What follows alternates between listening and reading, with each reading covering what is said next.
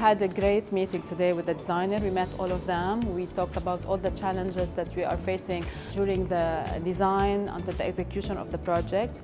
So we had a lot of discussion, and we talked specifically about the challenges and how to choose the right contractors to execute the project based on the design and the concept submitted by the designer. What we found at LXA is that some of the early discussions with the client at the briefing stage is return of investment, ROI. You know, how quickly can we get the money back from the money we're spending in construction? So that's very, very different to maybe 5 or 6 years ago when those conversations would never happen. With that in mind, you know, we have to think slightly differently about how we recruit and how our support staff can support our designers in making sure that that sort of information is available to them. As money is becoming more and more important and the commercial value of every project is really important, what we find is that getting a contractor on board earlier in the process allows us to work together and maximise our skills to ensure that we are able to pull together a project that really fits what the client needs, both in terms of time, design and money.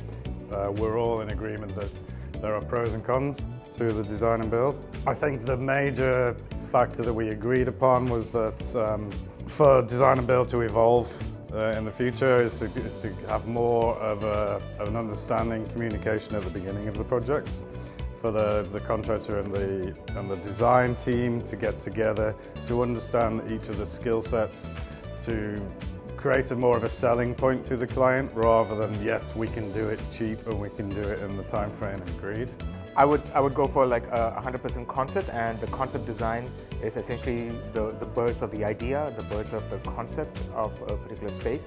50% schematic between the consultant and the contractor as well, and the 50% schematics, that's when you pick the materials, understanding the feasibility of doing certain build conditions inside, and 10% in detail design, where the contractor takes over the bulk of the technical drawings and the consultant stays on as design guardianship. And this will just speed up the process at every level, and you know, either parties are always involved in the process as well. So 150-10, I think that's the apt percentage.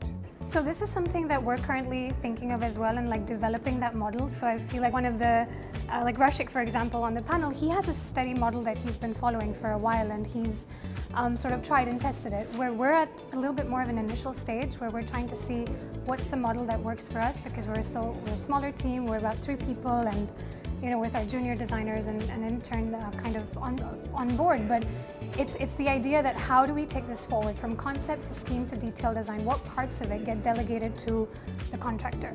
And this is something that we're still in the stages of developing, but I definitely see this as becoming a more hybrid approach from here on forward.